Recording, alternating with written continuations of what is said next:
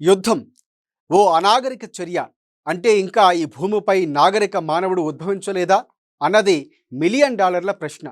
యుద్ధం అంటే మానవ వినాశనమని, మానవ శ్రమతో తరతరాలుగా నిర్మించిన ఆస్తులు కట్టడాల విధ్వంసమని, పచ్చని పర్యావరణ విఘాతమని వేరుగా చెప్పనవసరం లేదు. 20వ శతాబ్దం 2 ప్రపంచ యుద్ధాలు చవిచూసింది. ఏది ఏమైనా యుద్ధం అంటే అమితంగా మిగిలేది విషాదమే అని చెప్పాలి. సమాధి అయ్యేది సత్యమే, జరిగేది ప్రాణ నష్టమే, కోలికోలేని విధ్వంసమే అవుతుంది. మరి ప్రస్తుతం ఆ దేశాలకు ఈ విషయం తెలియటం లేదా?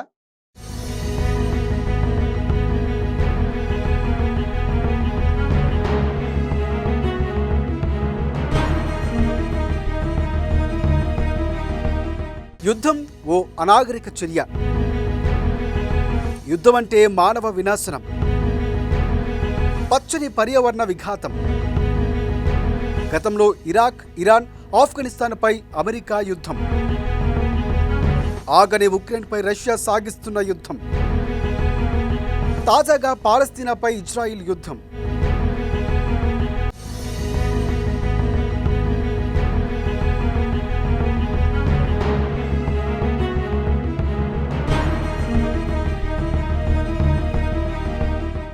యుద్ధం వల్ల ఎటువంటి ప్రయోజనం ఉండదని, కేవలం కొన్ని దేశాల సామ్రాజ్య కాంక్ష మాత్రమే నెరవేరుతుందని ప్రఖ్యాత తత్వవేత్త జార్జ్ బెర్నార్డ్ షా అప్పట్లోనే ప్రకటించారు. ఆయన చెప్పినట్లుగానే ఇప్పటివరకు ప్రపంచంలో జరిగిన యుద్ధాలు పరిశీలిస్తే అది జరిగినట్లు కనిపిస్తోంది. ఇరాక్, ఇరాన్, ఆఫ్ఘనిస్తాన్పై అమెరికా సాగించిన యుద్ధం, ఉక్రెయిన్ దేశంపై రష్యా సాగిస్తున్న యుద్ధం, తాజాగా పాలస్తీనాపై హమాసు తీవ్రవాదులు ఏరివేత పేరుతో ఇజ్రాయిల్ చేస్తున్న యుద్ధం, వీటిలో యుద్ధం అనేది కామన్గా ఉంది.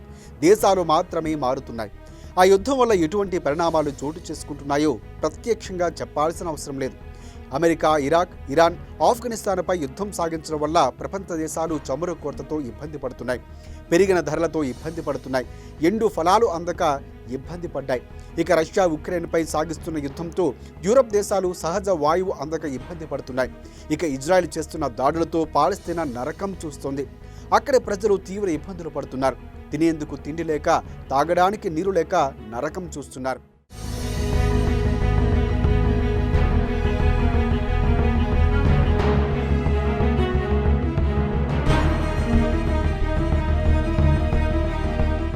తమ దేశానికి భద్రత కల్పించే ఐరన్ డోములపై దాడులు చేశారనే కారణంతో ఇజ్రాయెల్ పాలస్తీనాపై యుద్ధం ప్రకటించింది. దానికి హమాసు తీవ్రవాదులు ఏరివేత అని పేరు పెట్టింది. అప్పటి నుంచి ఇప్పటి వరకు ప్రపంచ దేశాలు హెచ్చరిస్తున్నప్పటికీ ఇజ్రాయిల్ తన ధోరణి మార్చుకోలేదు. పైగా పాలస్తీనాకు గుండెకాయలంటి గాజా నగరంపై బాంబులు మోత మోగిస్తోంది. ఆ నగరంలో 22 లక్షల వరకు జనాభా ఉంటే దానిని 2 లక్షల వరకు తగ్గిస్తామని ఇజ్రాయెల్ ప్రధానమంత్రి నెతన్యాహు అంటున్నారంటే అక్కడ పరిస్థితి ఎలా ఉందో అర్థం చేసుకోవచ్చు. ఇక గాజా నగరం నుంచి పాలస్తీనా వాసులు వెళ్లగొట్టడానికి నగ్బాగా వ్యవహరిస్తారు. ప్రస్తుతం దానిని ఇజ్రాయెల్ విజయవంతంగా అమలు చేస్తుంది.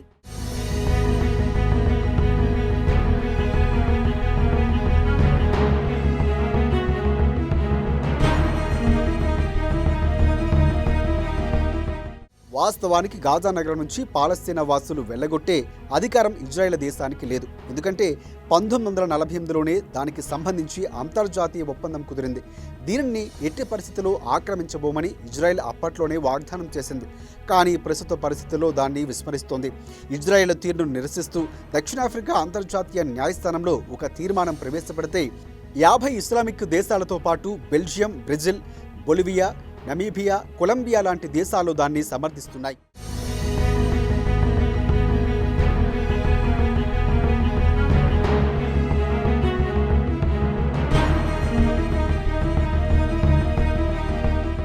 చివరికి పాకిస్తాన్, బంగ్లాదేశ్ కూడా దక్షిణాఫ్రికా తీర్మానాన్ని బలపరుస్తున్నాయి. కానీ భారత్ మాత్రం ఈ వ్యవహారంలో అంటి ముట్టునట్లే వ్యవహరిస్తోంది. ఇజ్రాయెల్ దేశం పాలస్తీనాపై బాంబులు మోత మోగిస్తూ ఉండగా అక్కడి ప్రజలకు కనీసం ఔషధాలు, ఆహార పదార్థాలు అందకుండా చేస్తోంది. 2వ ప్రపంచ యుద్ధం కాలంలో యూదులు ఏ విధమైనైతే సామూహిక హననానికి గురయ్యారో ప్రస్తుతం గాజాలో పాలస్తీనా వాసులు అలాంటి పరిస్థితిని ఎదుర్కొంటున్నారు. మరి ఈ సమయంలో అంతర్జాతీయ సమాజం మేల్కోని పక్షంలో నెతన్యాహు చెప్పినట్లే గాజా జనాభా 22 లక్షల నుంచి 2 లక్షలకు పడిపోతుంది. అందులో ఎటువంటి సందేహమూ లేదు.